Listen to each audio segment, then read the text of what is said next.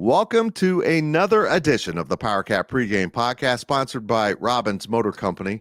I am GoPowercat publisher Tim Fitzgerald, and over the next hour, plus it's going to be a long one, we have a lot to cover. We're going to try to get you ready for Kansas State versus Kansas, the Sunflower Showdown. Now, I'm not happy with that name. I want to change that name, but we'll have to go with it for now. The Sunflower Showdown taking place in Lawrence. The game kicks at 6 p.m. Could be a little chilly, but it's supposed to be a beautiful day when the sun is up, but might be a little crisp in Lawrence by the time that game is over. It is on FS1 if you're unable to go, so you'll be able to see it on your typical cable package. Kansas State goes into this game with a 7-3 record, and they are 5-2 overall in the conference. Kansas is also 7-3, but all three of their losses have come in the Big 12, and they are at 4-3 in the conference following last week's upset by Texas Tech there in Lawrence. And the quarterback situation surrounding the University of Kansas is very intriguing. They might be down to their third string quarterback, and we'll get into all of that as we venture forth into this podcast. And as you know, we will talk to Brien Hanley, the former Kansas State offensive lineman on those 97 and 98 teams.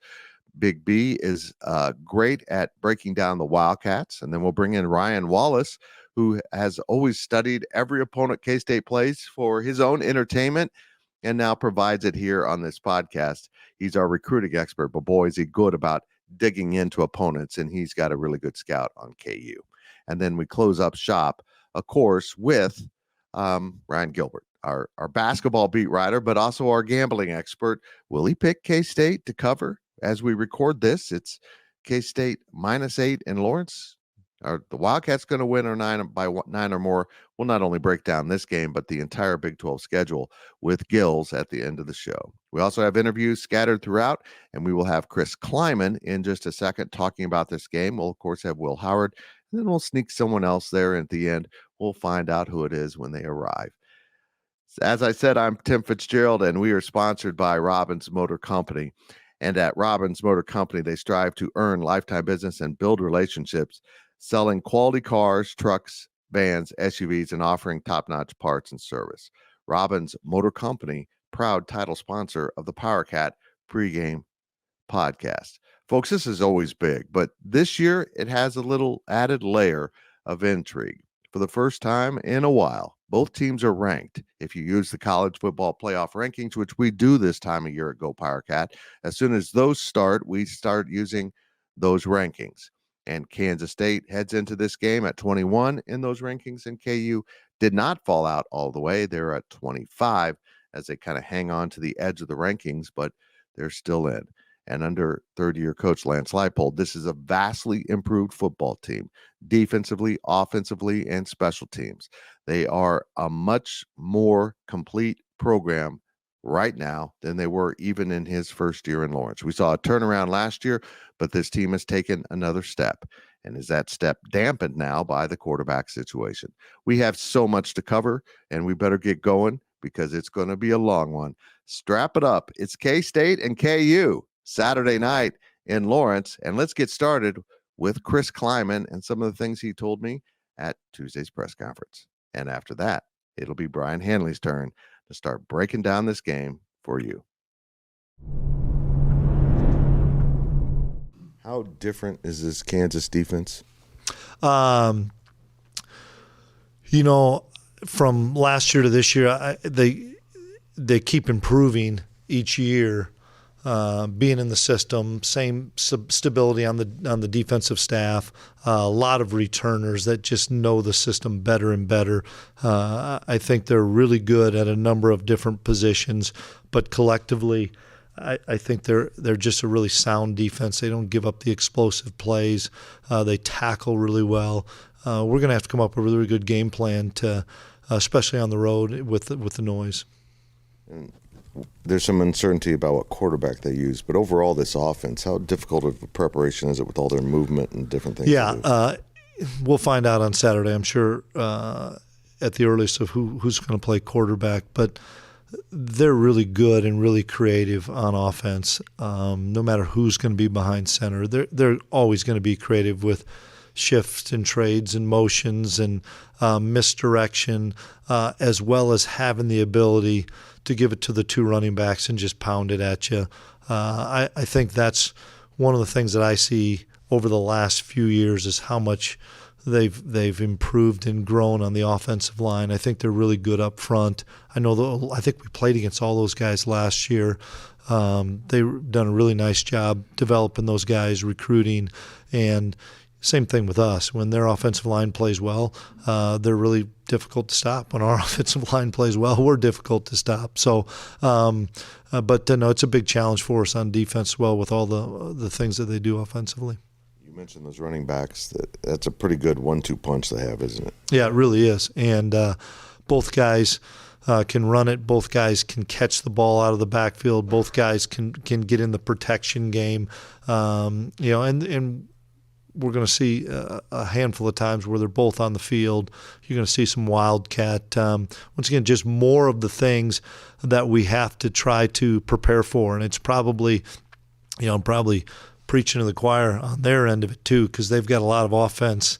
Their defense has a lot of offense to try to defend, just like our defense has an awful lot of offense to defend. Both teams do so many things offensively, it makes the preparation really difficult. And now it's time to speak with Brien Hanley, our football analyst from his studio in Frisco, Texas, where on the day I'm recording this, Brien, it's supposed to be 74 in Manhattan in late November. Oof, man. Suck it, Frisco. Hey, I don't even think it's that warm here today. Yeah, the dogs are loving it, although they're locked away right now. Well, let's get to this. The Sunflower Showdown. Lordy, do I hate that name. You were part of this, and you're from out of state, and you were only here in Manhattan 2 years. How quickly did you learn that this is the real deal, that half the roster being from Kansas means something to those dudes? It did. It meant a lot. Now, the thing that helped me understand it a little bit better is I went to Coffeyville. Yeah. So, for a year and a half, I was in Coffeyville. So I kind of got the understanding. What I didn't understand being in Coffeyville, there was a lot of, well, I root for K-State football and I root for Kansas basketball. I was like, hold on a second. Yeah. That doesn't even make sense to me. It doesn't compute, for me. And when I got to K-State, then I kind of understood, okay, that those are people that they really didn't have a rooting interest.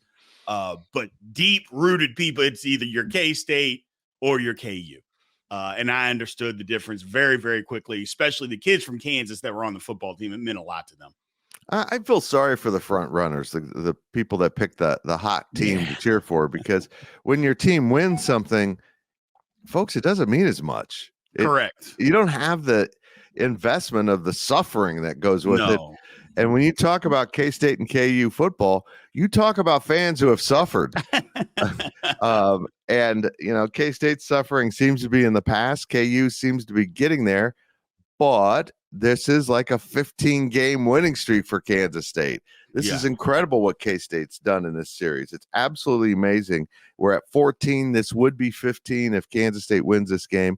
Why has Kansas State been this dominant? Well, I can take it all the way back. I mean, if you want, when I first got to K-State, we just had better football players. First of all, the coaching was better. I mean, let's just be honest. KU's coaching was subpar and has been subpar for a really, really long time. There were a couple of years, the Mangino years, as much as I know K-State people may not like Mangino, Mangino's a good football coach. He's a great X and O guy and knows what he's doing. And he knew what he was doing at K-State as well.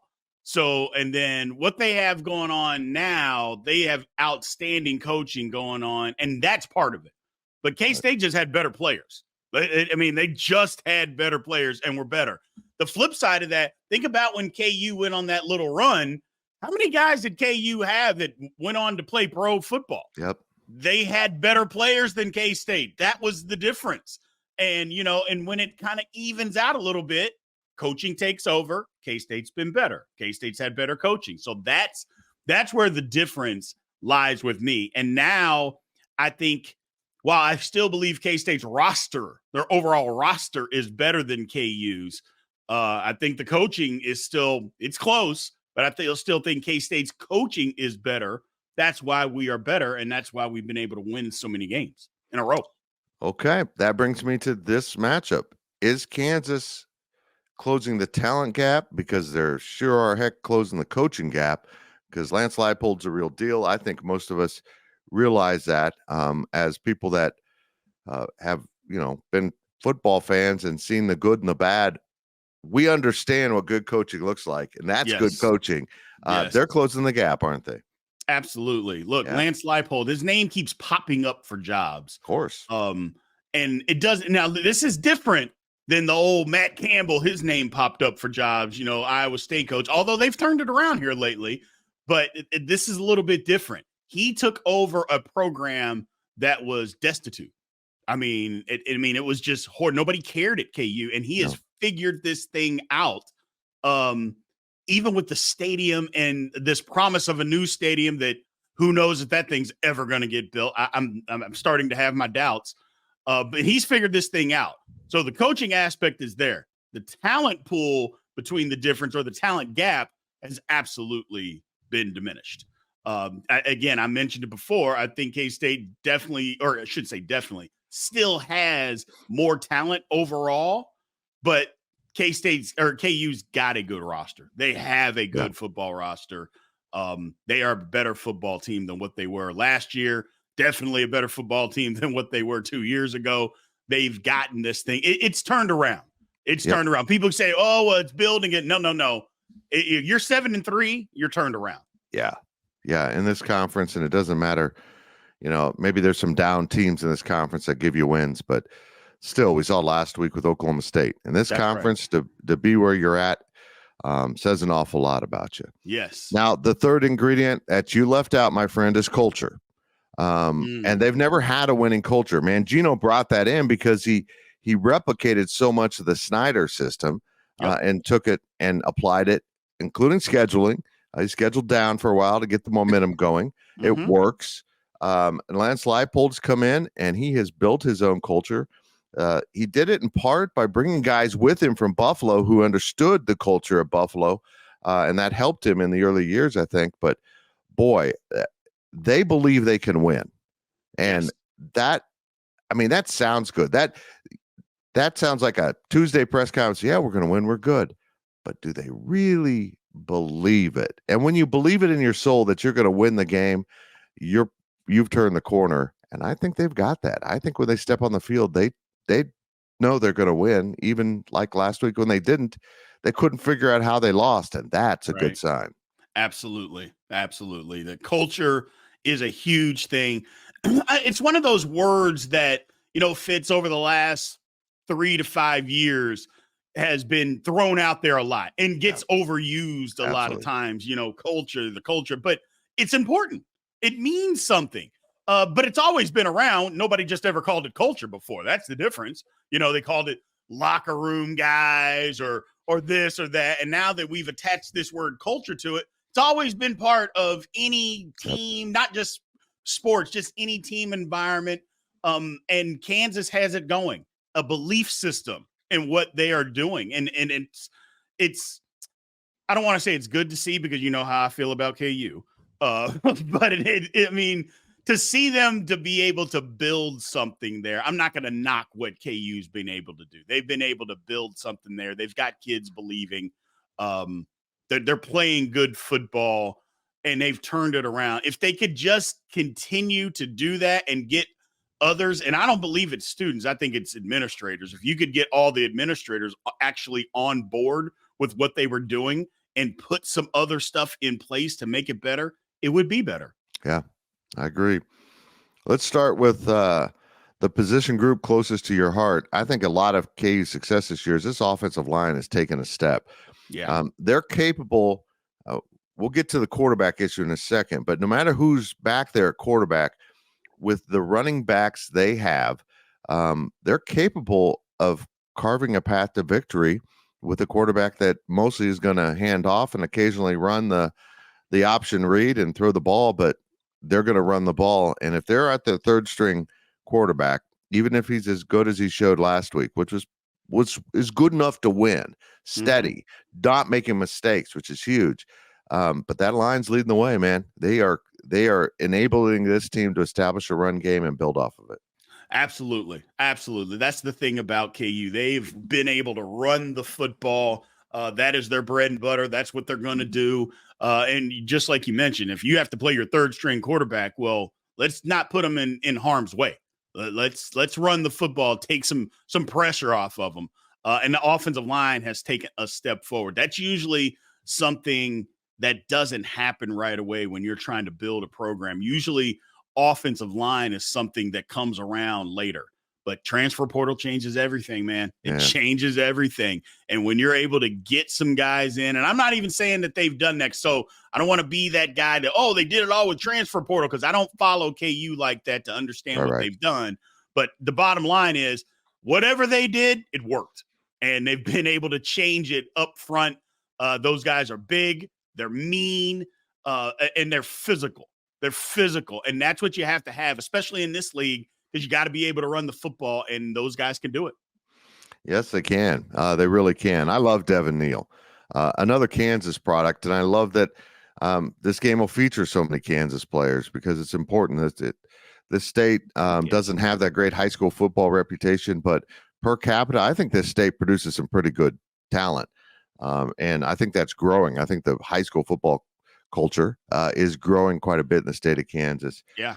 But to have those Kansas kids, I mean, DJ Giddens on one side from Junction City and Devin Neal on the other side from Lawrence, and his running backs, that's pretty damn cool if you ask me. And we'll see. K-State, of course, carries a lot more Kansas kids, and I think that's an important ingredient that is hard to understand sometimes. But when half your locker room doesn't want to hear about winning and losing this game, it becomes very important very quickly. Yeah. One of the things, Brien, that KU has done this year is they don't just take the ball away from opposing offenses, they score. I mean, they take it. They've had more pick sixes. It's been unbelievable how efficient this defense has been in changing the momentum of games, and they've done some with special teams. But those are huge factors. Protecting the ball always is huge in a football game, as you know, but against Kansas, that seems to be the secret ingredient to this winning DNA they've evolved. Yeah. I mean, they've got some playmakers over there, and that's what it's called. Those guys are looking to take the ball away. They're looking to make plays. They're looking to do these things where other defenses, or even in KU's defenses in the past, it's let's hope that they make a mistake. Let's hope that they give us the ball. Where now they are being ultra aggressive and trying to force you into doing something that you don't want to do.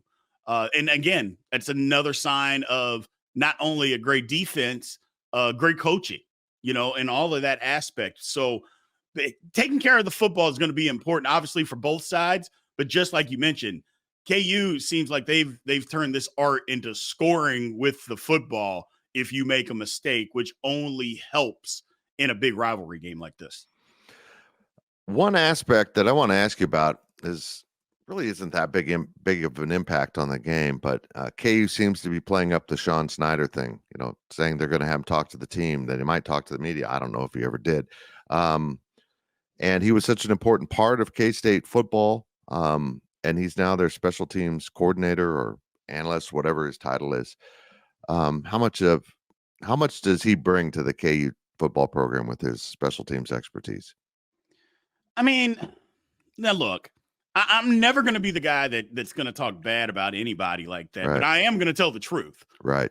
I know what Sean Snyder did when I was at K-State, and the time that he was at K-State as far as special teams. He wasn't the return game specialist or the kick coverage specialist. That's not what he did. He was in charge of the kickers, and he did a phenomenal job. Let's not kid ourselves. Absolutely. He did a phenomenal job with kickers and punters. Number one, he was an All-American punter himself. So that's what he did. But he wasn't putting together these return games and all of these punt blocks and kickoff returns. That's not what he did. And so I think a lot of people get that confused that he was in charge of the special teams. And no, that's not what he did. Now, does he do that now? I don't know. Maybe he does do all that stuff at KU. I just know at K-State, that's not what he did. Right. So to play up that aspect of it is one thing. Another thing, I think people might be making too much about, well, he's going to have him talk to the team. Well, what's he going to say? Right. I mean, is Sean Snyder going to say he hates K-State? He was there for more than half his life. I don't believe he's going to say that. I don't think he's that guy to say, I can't stand K-State. However you think it ended, whatever the case may be, I just don't believe that's the case. If it is, it is. But I don't know. I think that some people might be looking to make something out of something.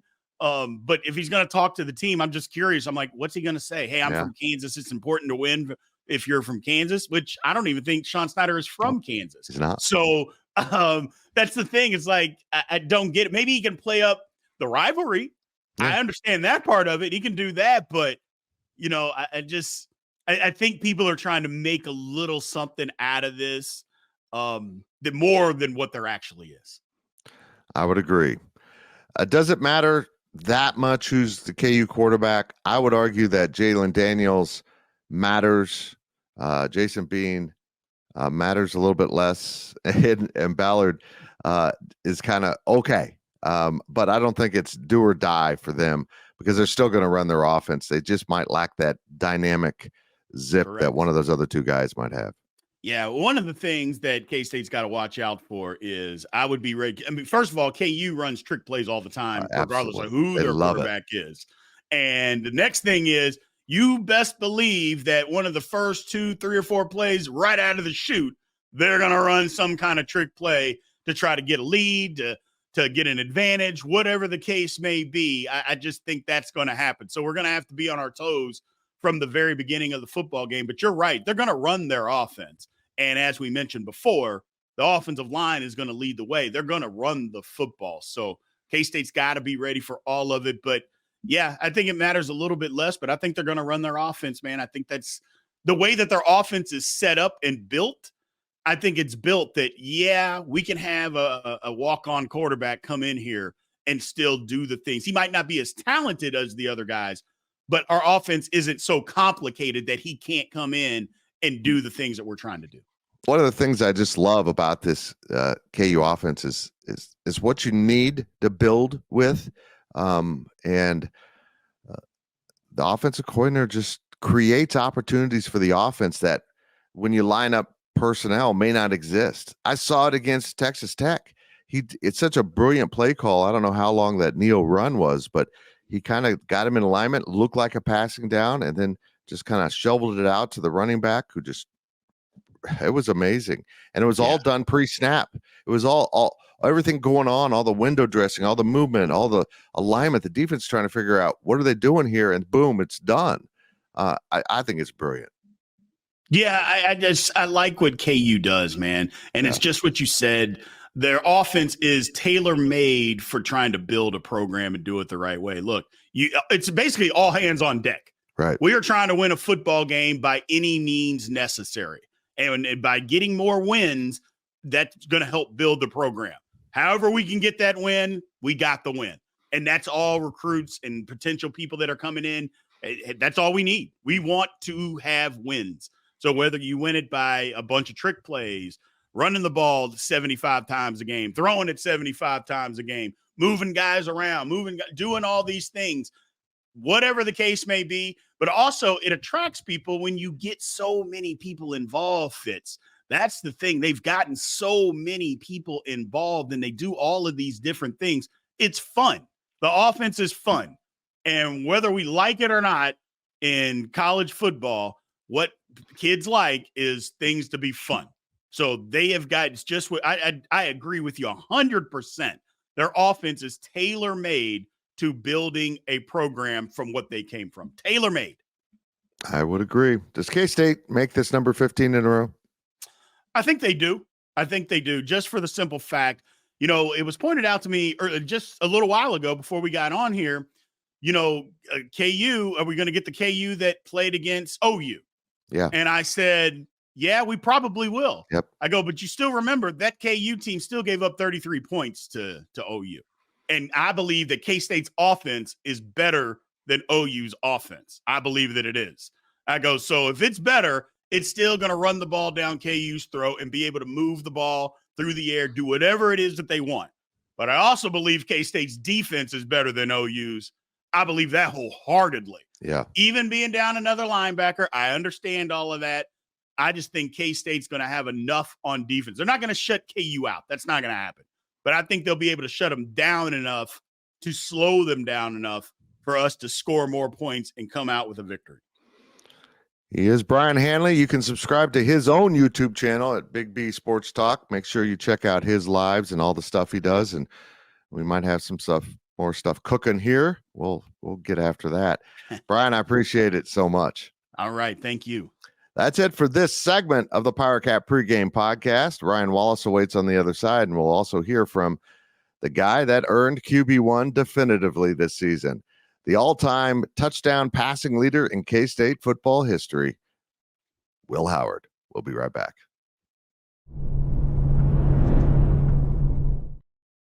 Welcome back to the Powercat Pregame Podcast, sponsored by Robbins Motor Company. I am Fitz, publisher of GoPowercat.com.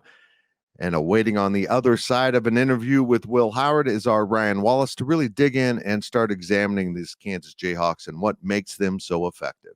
It's very, very intriguing matchup, and Wally will present some of the concerns K-State fans should have with this KU talent as Lance Leipold really gets things clicking for this program. A reminder that we are sponsored by Robbins Motor Company. The dedicated team of automotive professionals at Robbins Chrysler Dodge Jeep Ram Fiat will match you with a vehicle that suits your lifestyle and budget. Robbins Motor Company, the proud sponsor, the title sponsor of the Powercat Pregame Podcast. Well, last week in the home win over Baylor, Kansas State's offense clicked on all cylinders. So did other aspects of the game, but the most notable thing to come out of that contest, aside from the needed win, was Will Howard became Kansas State's all-time leader in career touchdown passes, surpassing Josh Freeman. He now is just 3 short of becoming the single season leader, tying it at least with L. Roberson, but he's still got 2 games to go, and he's been on a pretty good tear as of late. Since that really bad performance at Oklahoma State by the entire team, but Will Howard in this case, he has thrown 12 touchdowns with 1 interception, and that interception being kind of a fluky one against Texas, and a ball that was batted around by his receiver, Keegan Johnson, and somehow landed in the hands of a Texas player who wasn't even covering Keegan at the time of the pass. So that's just how it goes at quarterback, but it kind of is the epitome, the example of exactly what he's been through at Kansas State. It's been a wild ride, and Avery Johnson threatened to take that job from him earlier this year, but Will Howard said, no, I'm still in charge, and he is indeed. He will get the start in Lawrence, and he is a handful right now. Let's get to Will Howard, followed by Ryan Wallace.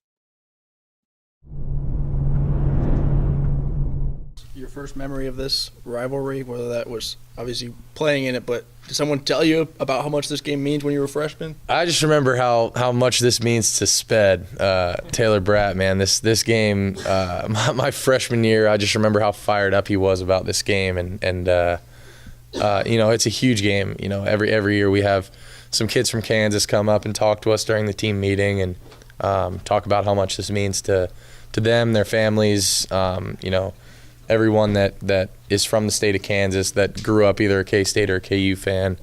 And not being from Pennsylvania, I didn't really, or not being from Kansas, being from Pennsylvania, I didn't really understand that. But now that I've been here, I'm pretty engulfed in it now, and it's cool. It's cool to be a part of and to be able to represent Kansas State for all the fans that have been through over the years, and I know how much this means to them, and it means a lot to me now too. With how opportunistic the KU defense has been, does ball security become a greater emphasis this week?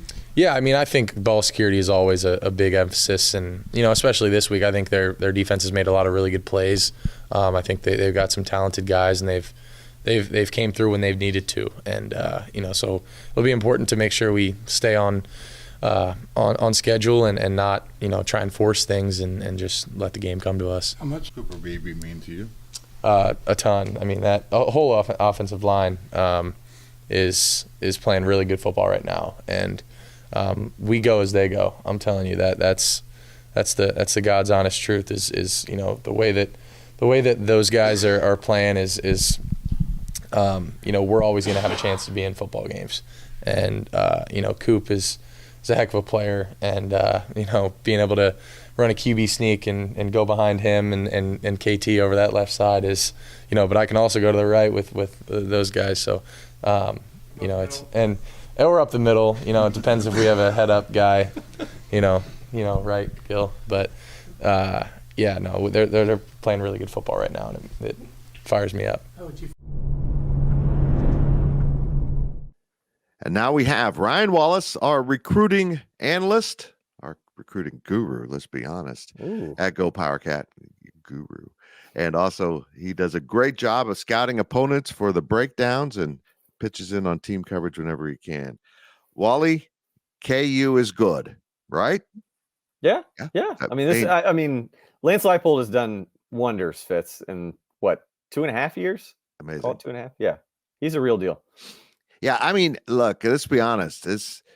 This coinciding with the transfer portal was such a blessing because it changes the game and rebuilds, and he's done a masterful job at doing that. Finding good players on the recruiting trail, but also supplementing with quality players for that transfer portal, and it's really has worked out. But at the end of the day, it's real, it's tangible. I remember when Bill Snyder was building it, and even after he started beating the top teams and competing for the top of the conference, the phrase smoke and mirrors was always used. That right. It wasn't real tangible. It was just, gimmickry and, that kind of stuff. But this is tangible. What they did last year now backed up with this year. And let's get to the quarterbacks, because I think the most impressive thing about this year is the best case scenario went awry. Jalen Daniels isn't playing. That back has apparently turned into a major issue for his personal health, which we hope he gets better and hope he can play because he's a hell of a football player in the future. But they had to go to plan B, which stood for Bean, and now plan B might be sidelined. But when you're not doing it because of one player, when you're not succeeding because of trickery and it's tangible, you overcome these things. And that's exactly what they've done. They just keep winning. Yeah. I mean, when you talk about the quarterback play, if you're thinking of how to prepare for Kansas and, is K-State preparing for Jalen Daniels or Jason Bean or Cole Ballard, the other B here, the walk-on that came in for Bean in duty against Texas Tech last week? I think, to me, if I'm Chris Klieman, I don't know if you spend too much time on Jalen Daniels preparing for him, not just because he hasn't played since week 3 or week 4 of this season, but I went back. He's logged 182 career snaps against K-State already, Fitz. He was playing big minutes in the 2020 COVID year against K-State in Manhattan. They know kind of what he does. They remember what he did against them last year. I mean, there's enough research that's gone into Jalen Daniels in the last 2 or 3 years that I think, to me, Chris Klieman is focusing on Jason Bean. And, what happens when Bean is under center? He's only played 30 career snaps against K-State. And, the question that's been asked to me this week a little bit is, well, for people that haven't seen KU, it's been, well, how are they different with Bean versus Daniels? And to me, first off, Andy Kotelnicki's done a great job. And KU fans will get mad at me for this. And it's not a slight at Jalen Daniels or Jason Bean as individuals, but the system that is in place there is really freaking good for any quarterback. And I'll make some K-State fans upset when I say this. I'm of the belief that if Andy Kotelnicki was anywhere else outside of Lawrence, Kansas, there would be a lot more buzz around this guy as a play caller, as a future head coach. I think he's the real deal as well. But getting back to Bean versus Daniels, when I look at them, Jason Bean obviously is one of the fastest guys on the Kansas roster. I mean, it's been tested that way, but he's not as dynamic as a runner as Jalen Daniels is in a weird way. He doesn't like the contact. He doesn't duck his shoulder down and take on incoming defenders. And the other thing about Jalen Daniels, to me, versus Jason Bean is When Jason Bean is on play action and there's a rollout or there's some sort of play action boot and he's outside the pocket, he's running horizontally and either he's going to get 2 or 3 yards going for the sideline or he's looking downfield, maybe 10 or 15 yards for an underneath crossing route that, again, kind of move the chains. Jalen Daniels forces your secondary to be honest when he's outside the pocket. You can't just say, you know what, forget this guy, you're good. I'm going up for the ball. I'm going to take the quarterback like you can with Jason Bean because he'll make you guy miss. He'll reset his feet and drop 140 yards downfield on you. And I think he's much better. He's got a moxie and a calmness about him under pressure. And I looked up on Pro Football Focus. When they're blitzed, it's very obvious. Jalen Daniels was a 74.9 grade with his pass, 66.1 with the run. When Jason Bean is blitzed, he's a 50 grade with the pass, 53 with the run. So I think that's the difference between the two. And so if you're K-State Fitz going into this game, I think it's once again, dial up some pressure, try and make Jason Bean uncomfortable. Well, there's been a lot of comparisons to what Lance Leipold has done to Bill Snyder. And that's a stretch because look, this generation can't understand how bad K-State football was. KU had it easy compared to that. The transfer portal has made that easier to rebuild. But here's a great similarity. He's playing a quarterback game right now. A quarterback game so out of the Bill Snyder playbook. He said that Bean's taken a few snaps, which I find really hard to believe. If he really was concussed, he's taking snaps early in the week. I think Ballard will go. But he wants K-State to prepare for Bean. But Chris Klieman went to Tuesday's press conference and emphatically said, doesn't matter who the quarterback is. It's the offense that's the issue. Exactly. And it is. This offense is so well designed and so well performed by the players that it's really difficult to defend because there's so many moving parts, so much going on, so much distraction that takes you away from where the ball's really going. It is absolutely brilliant at times. Motion. The safeties are going to have to be on their game, and we'll get to the other side of the KU's safeties in a minute, I'm sure. But I honestly think that when you start to really, whittle this all down, I think that you could make a case that safety might be the biggest position on both sides between winning and losing this game. When you talk about K-State safeties, you look at last year, and we've talked about it ad nauseum throughout this year. And we've seen K-State safeties grow this year with Siegel and Savage and Payne, but it's different against this offense. And that's where the Hayes, the Cheatham last year came in handy. Even a guy like Daniel Green, this is where Austin Moore will come in handy this season, is you've got to have guys communicating in that pre-snap reads, because if it is Cole Ballard, Andy Kotelnicki is going to try and make things favorable for him. I don't want to say dumb it down, but at the same time, he's going to make things where it's easy, quick passes, nothing that's going to stress Cole Ballard an awful lot.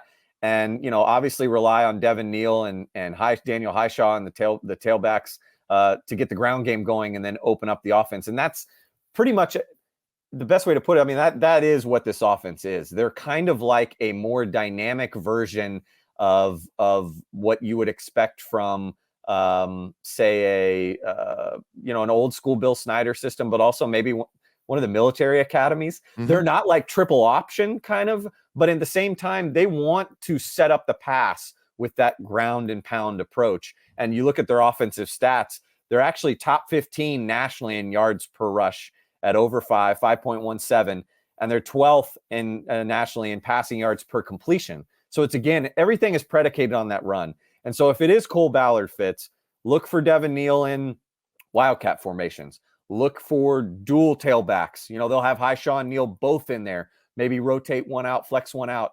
They're going to do everything. Yeah. I've even seen formations, Fitz, where they'll have offensive linemen off the line of scrimmage as wide receivers. And then they'll bring them in motion and basically just have some 280, 290-pound guy flying around the edge to seal a block on the opposite side. They'll do some wild stuff, but it's all to simplify and make your defense overthink and get you in the wrong place. It's a lot of mismatching. And so Joe Klanderman's going to have to preach communication to his squad more this week than maybe ever. Okay, let's go to this step then. Communication is so important. And Kansas State has lost another linebacker in Jake Clifton for the season. Now it's Austin Romaine, set in stone as the middle linebacker, a true freshman. Your quarterback on defense is a true freshman, but he is surrounded by two veteran linebackers, particularly Austin Moore, who has a great understanding of the game, and Des Purnell has gotten worlds better and also better as a leader. Is that a serious worry for Kansas State, getting lined up right? Definitely getting lined up right, hitting the right gaps. Because again, KU will make you pay. These two running backs are really good. And they're not the types too that are going to go down on first contact. So if you are a linebacker like Austin Romaine, Austin Moore, if we see guys even go deeper into the Rex Van Wy, Toby Osunsomni world along with Desmond Purnell, you've got to wrap up. You've got to complete your tackle, if you want to say that. But I think where it hurts with Clifton is honestly the pressure. Austin Romaine is built to stop the run. So long as he's in the right place and makes that right read, he can make tackles. I mean, he came to Kansas State at 230, 235 pounds. This is what he does, the Hillsborough kid from outside St. Louis. But again, where I think it hurts missing Clifton is that added pass rush element.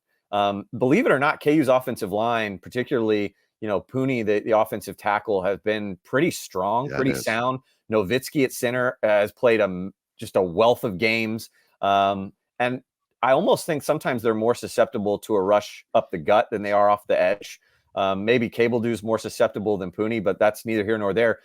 If Purnell is asked to do more of that kind of maybe read and react more than just go get the football like we've seen him do so well at times this season, that's where a guy like Clifton could maybe do a little bit of both, arguably better than even Purnell, as much as Purnell has grown. So maybe that's where you see a Toby Osunsomni get a little bit more run in this game. We saw him last week. He's such a lethal pass rusher, even though he's a linebacker. I mean, that's what he does, is pressure the pocket. This could be a big game for him. And again, all three of those guys, Moore, Purnell, Osunsomni, Kansas-bred kids. Yeah. So they're guys that are going to want to play and make a statement in this game. We'll get to the Kansas thing in a bit, but I want you to go over these position playmakers. The skill players for KU they're skilled. I mean, particularly running back, but they've got guys at receiver and tight end. They put together some good assets for any quarterback to use. Yeah, Fairchild is kind of their Ben Sinnott, not as dynamic as Sinnott is. I don't think he stretches the field, but he's very reliable. And Jared Casey is, again, kind of that H-back guy that you've got to – he's just athletic enough, right, where he keeps your defense honest. We've seen time and time again where he'll make a big play when you least expect it. So they will go to him. And those two guys, Fairchild in particular, I remember in last year's game, had a knack for finding that soft spot in K-State's zone. It's that level that's kind of right behind the linebackers, right in front of the safeties. They'll clear that out, and he can make you pay there. They did against Oklahoma State quite a bit at that kind of second level with Fairchild. And then out at wide receiver, you've got three guys that complement themselves so well. You've got Lawrence Arnold, who's a guy that K-State offered and was out of the Dallas area, who seems like he's been there for like 5 years now. Long, can kind of do a little bit of everything, and he's taken his game to the next level this year. Luke Grimm is a guy that I covered in high school outside in Kansas City, Missouri, from Ray-Pec. Elite route runner. Yep. I hate to make the comparison to Curry Sexton, but it's so obvious. They're so good at finding spots and weaknesses in a defense and just carving up their opponents. And then Quentin Skinner is a guy that has just jumped off the page to me. He is their most lethal deep threat.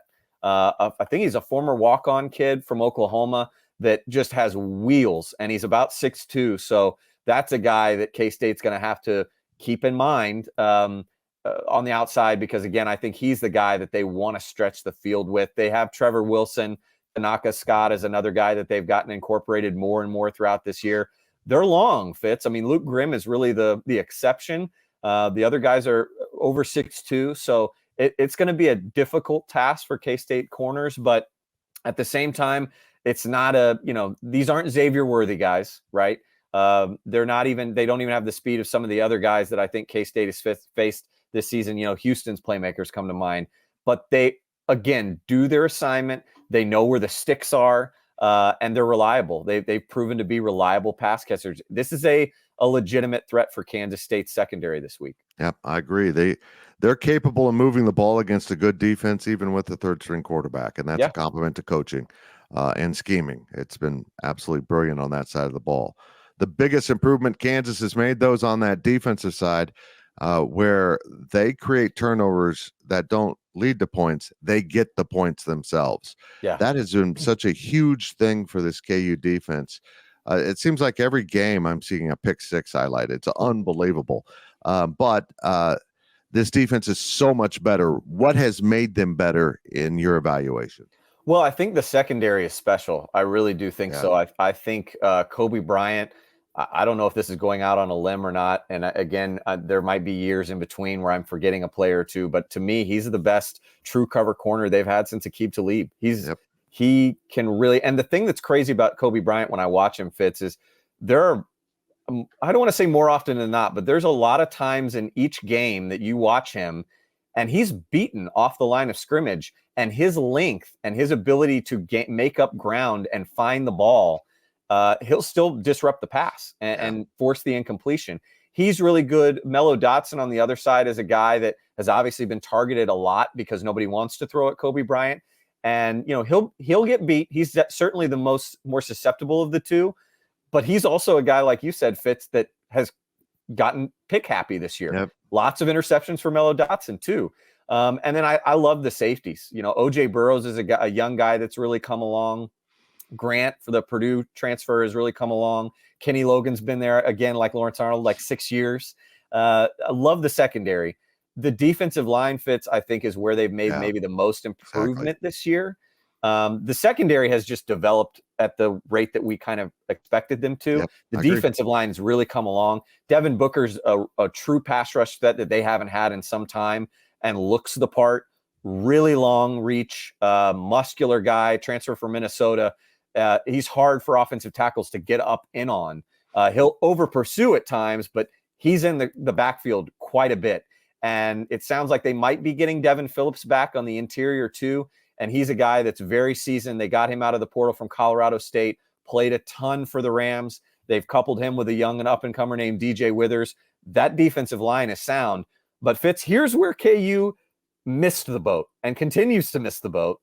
And maybe coming in, I'd have to go back and look at what they've done with the recruiting class this year and see maybe what they do with the portal. They have to get better at linebacker.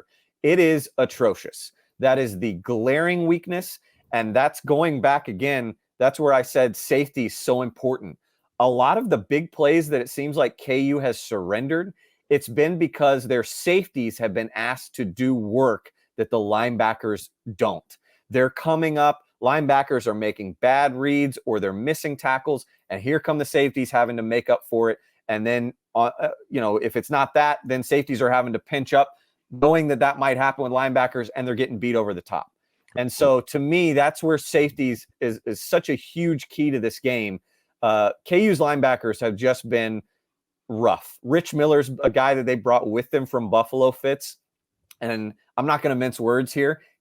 I wonder sometimes if they wish that he would have just stayed in the MAC. He's a MAC linebacker. I hate to say it, but he's the mind of the matter for them. And I think that's why he continues to get snaps. He's reliable. He's where he needs to be, but he doesn't make the play. And then you got Taiwan Berryhill on the other side, who is more athletic, but again, is also very susceptible to missing a play or two. So if they can't get better at linebacker, that seems to be the spot for 2 years now that continues to hold this defense back. But everywhere else, they've got a guy. And one that I missed, Fitz, is Craig Young, an Ohio State transfer that has lived up to the billing. He plays kind of their nickel, and that's a matchup to watch because I would imagine they're going to pair him with Ben Sinnott an awful lot. And those two jousting for position is going to be a hell of a battle to watch. It should be really entertaining. Man, I love interviewing you. Wind you up and let you go. And they're dreadful in the red zone, though. That is their biggest weakness on defense. Awful. But that points to linebacker play, doesn't it? Yeah. It points to a disconnected front from the back that isn't tied together properly. Dead last in the FBS, Yeah. Fitz, 130th in red zone defense. They get down there, and I think you've seen the defensive line has dealt with some injuries a little bit this year from the sounds of it. And when you lose certain pieces there, I think they get a little bit leaner on the defensive line, so they get pushed around a little bit in the red zone. And those linebackers, I mean, the yards per rush that KU has allowed this year are, I think UCF and Baylor are the only two teams that K-State has played that have been worse. And you think back to what K-State did against both those defenses in the rush. Yeah, again, the betting segment is reserved for Ryan Gilbert. It always is. But my one suggestion to you bettors out there, I don't know if you want to go the over on DJ Giddens and Trayshawn Ward in rushing categories, or if you just want to say that they'll guarantee the touchdown, book that one, Fitz. Book that one. Because, yeah, when they get in the red zone, they're going to hand it to the two running backs, and I would bet on K-State to win just about every time. Well, I booked Oklahoma State winning at UCF because, Because yeah, it work out. Okay, let's get to the big one, the one that's right in your wheelhouse. How important is this for Kansas kids, not only on the roster, but being, recruited or even asked to be walk-ons to these programs? Kansas State has made a living off of having a roster that is at least 50% Kansas kids. And as you mentioned, there were so many Kansas kids making big plays last week. And this is just a really important aspect, not only for the motivation of the kids that are in the locker room now, but the motivation of kids that might want to join one of these locker rooms. This is huge. Well, yeah, and that's why I think for so many years it's kind of fallen on deaf ears, this whole idea that KU is going to be motivated for K-State. This year it was tweeted out that they're going to have Sean Snyder talk, which is super uncomfortable and awkward on a lot of levels. But even if you have the best motivational speaker, you look down and, like I said, 27 Kansans for KU versus 51 for K-State. And beyond that, the guys that you're truly motivating, the guys that are going to play on the two deep, 4 Kansas players on the depth chart for KU this week, all 4 on offense, by the way, 0 Kansans on the two deep for KU's defense, 19 for K-State. This means something to them. And for as much as KU's doing on the recruiting trail outside of Kansas, and if you don't know what they're doing in 2024, I suggest you go look. It's one of their best classes in many, many years. I mean, for years since I've been covering recruiting, they have been last or dead last, and they're 6th right now in the Big 12 rankings, and that's with the newcomers for next year. A really good job on the recruiting trail from Lance Leipold's staff. But the one area that they continue to get beat at is at home. Yeah. And this upcoming 2025 class, Fitz, is as good as we've seen since 2 years ago, since the Avery Johnson class. But it's really freaking good. And there are going to be a number of guys that are going to be tuned in to this game, several of which, Jaden Woods, I'm told, a guy that I believe is the #1 player in the state, will be in Lawrence for this game. KU's going all in on 2025. And this would be a statement win for basically proving that, okay, we're back, but now we're back on a level of beating K-State, where now you can look at us as maybe a power player. So when it comes to Lincoln Cure, who's down to K-State, he's not down, but he's favoring those two schools heavily. When you look at, Charlie Wolobin, Juju Marks, Andrew Babalola, Bryson Hayes. I mean, the list goes on. These two staffs are going like this in 2025. KU's made it a point that they wanted to get in earlier. They're doing that with 2025. K-State is right there where they always are. This is a huge, huge game. It always is each year, Fitz. But again, like I said, because 2025 is so massive and such a special crop of talent in this state, this game is huge to make an impression on those juniors. Now you know why he covers recruiting for us after that. He's Ryan Wallace. Make sure you check out, whenever they drop an episode of the Sunflower State Recruiting Show. We're trying to do one this week. We're trying to do one this week. No guarantees. With my sidekick, Michael Swain, who runs fog.net, good friend, and of course the legendary Kevin Flaherty from 24/7 in Fog. They do a great job covering Kansas recruiting. If you love that stuff, look for those to drop on either one of our sites. Wally, thank you very much. But does K-State get this done? Number 15 on the way? I think they do. I mean, I'd be dumb to say that to go against history, right? So I think it'll be close. I mean, this was going to be as good of a battle as I can remember, unless Cole Ballard maybe is in. I mean, that does change the line a little bit for me, but it should be competitive. But I'm still taking K-State. I think that they have enough to get it done in this one. Well, if Cole Ballard leads them to victory in 2 years when this game resumes in Lawrence, it'll be at the Booth Ballard Memorial Stadium. Yeah. Because if he can do it, he will be a legend. Wally, thank you very much. Thanks, Fitz.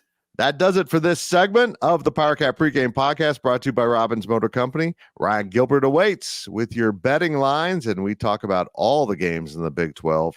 Every team in the race for Arlington is on the road.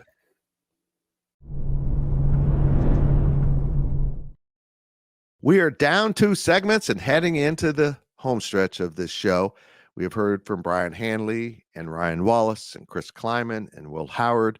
And this segment, we will start with a little bit of Cooper Beebe talking about what this game means to the Kansas players. And there's so many on the K-State roster. It's about half the roster are Kansas-born or Kansas-raised players.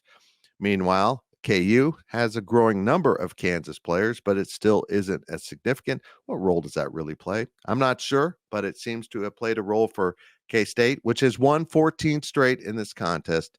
And that is a record set by this ongoing domination for Kansas State. KU still leads the series, but I'd like to point out that for someone to have been in college when KU led the series during their lifetime, you would probably be about 90 years old. That's right. K-State has dominated this series as of late and has flipped that script from, early in the 1910s when KU dominated everything and racked up a big lead in this Sunflower Showdown. It's going to be a really intriguing game, but let's get on with this as we talk to Cooper Beebe about this football team and the meaning of this game. And then we get to Ryan Gilbert with those betting lines. But first, your reminder, we are sponsored by Robbins Motor Company. K-State fans, visit the Robbins Chrysler Dodge Jeep Ram Fiat location on Anderson Avenue in Manhattan for an exciting test drive. Robbins Motor Company is the longtime and proud sponsor of the Powercat Pregame Podcast. Well, let's get to Beebs, followed by Gills, as we near the end of this long pregame podcast. But we're going to have you ready for the game on Saturday. Are you keeping track of the Big 12 standings right now and just how crazy it all is? No, we always talk about just control what we can control. We got a big game this week and then a big game after that. So, we're just going to do what we got to do to win and then let everything take care of itself. Do words need to be said at all to anybody else about how much this game means to some of the out-of-state guys, or everybody just kind of gets it? No, everybody gets it. I mean, especially because we have so many Kansas kids on the team. It's people realize how big it is for the Kansas kids, and I think that's given dudes extra motivation this week for sure. You remember your first K-State experience?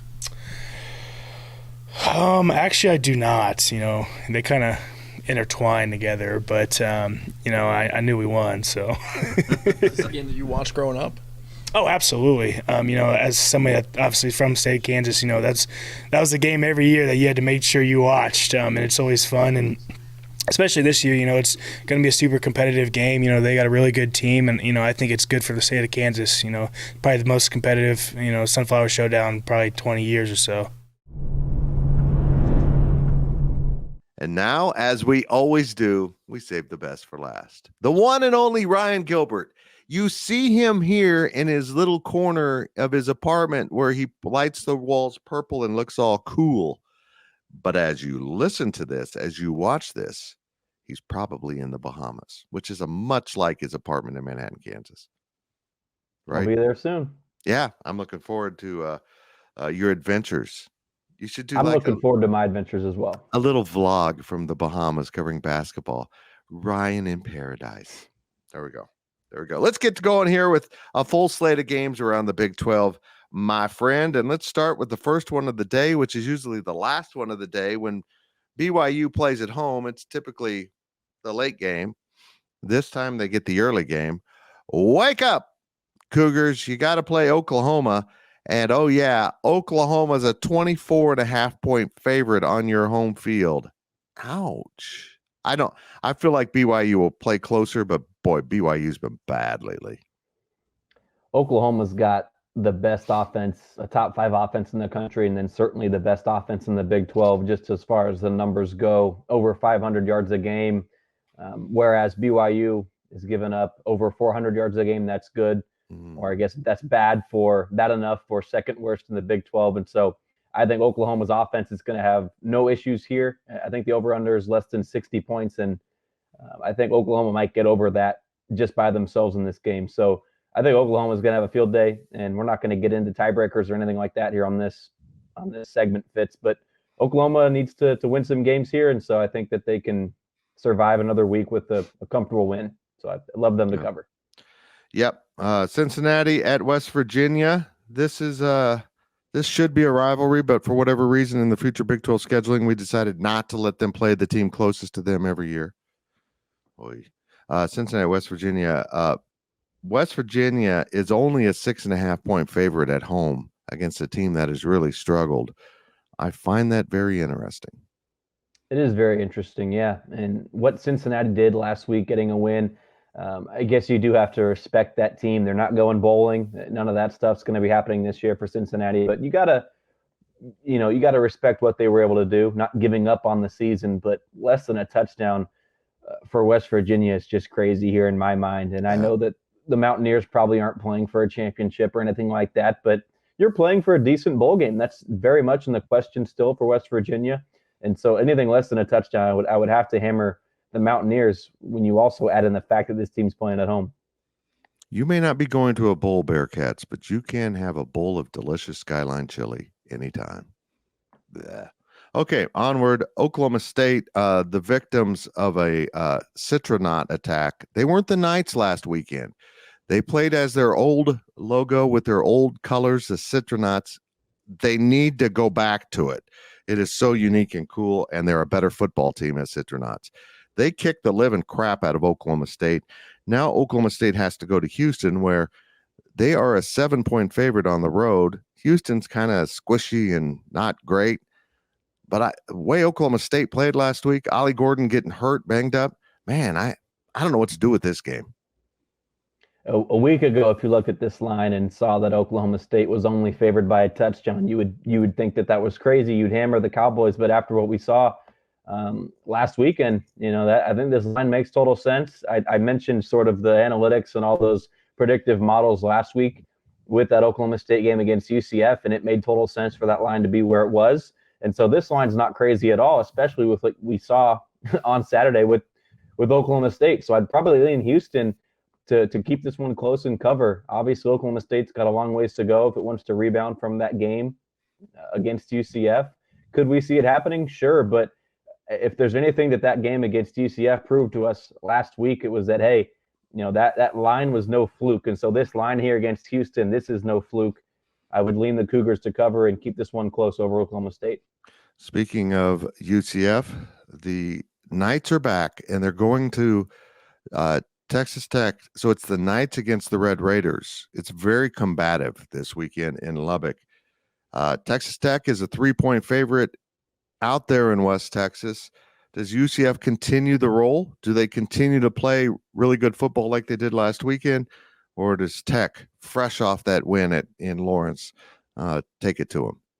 I'll take UCF to continue to roll, getting a few points as well. I know they're on the road. That's not great. But Texas Tech, if that KU team had a chance to beat them with the third-string quarterback really at the end of the day, that game should not have been close in my mind for Texas Tech. And so I don't have faith in the Red Raiders. You look at just the recency bias. Maybe that's kicking in a little bit too much for me, but the way these two teams played last week, it's hard not to bet UCF.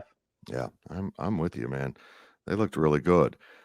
This game's intriguing to me because, one of my core betting philosophies, when a warm weather team like from, let's say, Austin, Texas, has to go north in November and play a night game, I don't know what the forecast is in Ames, but if it's below 50 on Saturday night, Texas will think it's in an ice box.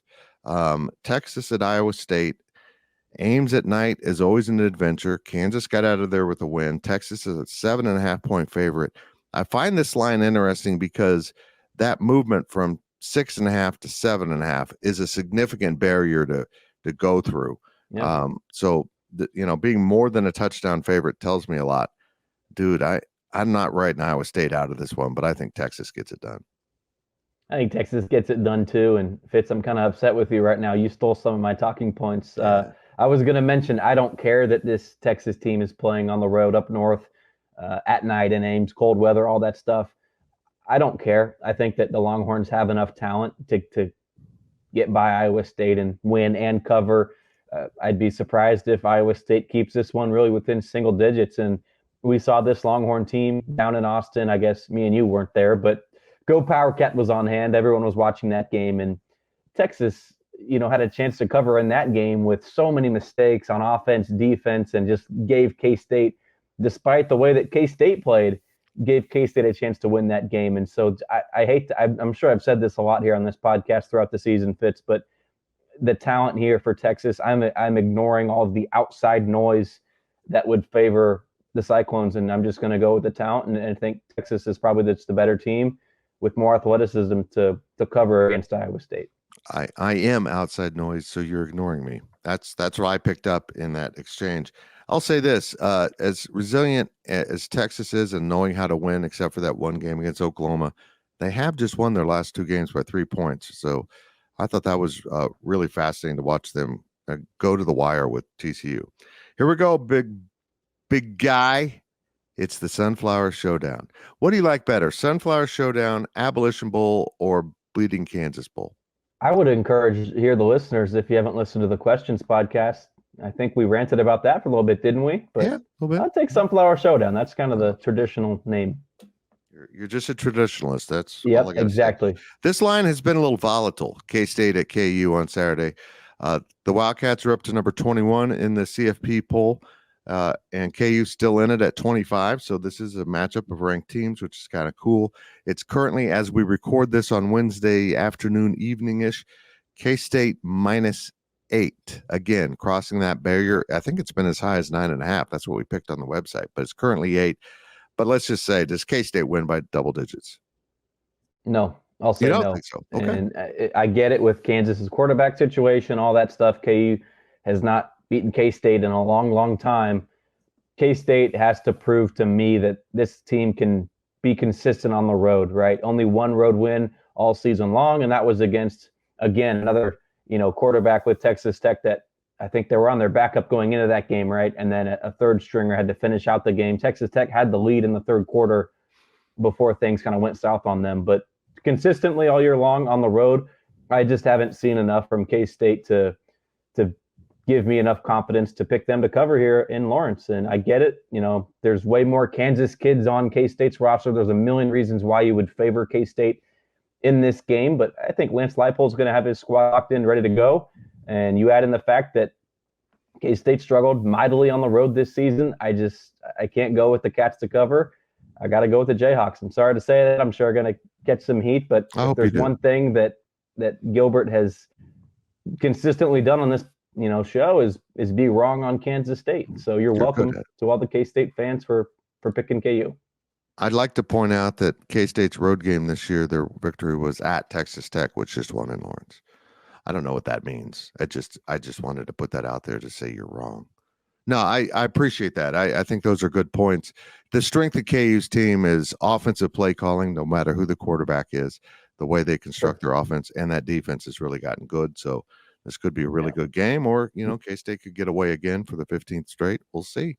That's Klieman mentioned that here in his press conference, right? How it doesn't matter who's playing quarterback; it's going to be the same offense regardless of who's under center. And he's exactly right. They're trying to play a little mystery here with who's going to play, but I don't think K-State cares. They're going to line up, and they're more worried about being lined up correctly after all that motion and movement, which is the point of that KU offense. It's well constructed. It'll be an interesting game. I hope you have a safe trip to the Bahamas. I hope you get there safely. When's K-State play its first game in the Bahamas against Providence? I'm sorry? When's K-State play that first game in the Bahamas against Providence? 7 o'clock. I can't remember if that's Central or Eastern. I think it's 7. Why am I sending you? Why you don't even know where the games are at, probably, do you? You're just going to the Bahamas. I thought I was covering football in the Bahamas. You guys are K-State boys in Lawrence for basketball, correct? Am I missing something here? Well, that's it for Ryan Gilbert on this segment. Thanks, buddy. I appreciate it. Safe travels. Don't take any wooden nickels. I have no idea what that means. I'm trying to come up with some old man advice for you, and that's what I got. Go away. Well, we're getting very close to the end. We've done all of the interviews we can do. We've just got one more thing to take care of, and that is your one thing to watch between K-State and KU. What is the one thing I think you should zoom in on and kind of keep an eye on to see if that gives you an indication of the outcome of the game? And for me, it's pretty simple. Can Kansas State's defense, regardless of the quarterback for KU, stifle a KU offense that has been very productive? It's a very creative offense, one that has a lot of pre-snap motion and just a lot of things going on for defensive players to worry about to try to decipher what play is being run. Players will come at you from all angles to block you, and it is a real challenge. It's a brilliant offense, to be real honest. Can K-State solve it enough so that the offense can outscore KU's offense? I believe that will happen, but as you heard, Ryan Gilbert thinks this will be a one-score game, maybe with KU winning. We'll find out who's right. But if you can't make it over to Lawrence for the Saturday night game, the game is at 6 p.m. at the Booth, as they like to call it, Booth Memorial Stadium in Lawrence. It's on FS1, so basic cable. If you've got it, you should have FS1. And next week, K-State will conclude its regular season with a huge edition of Farmageddon. Can Iowa State beat Texas and really amp up the importance of next week's game? We're going to find out. But Iowa State comes to Manhattan to finish off the regular season. And at that point, I will see you at the Bill. And if you're making it over to Lawrence, have fun at the Booth.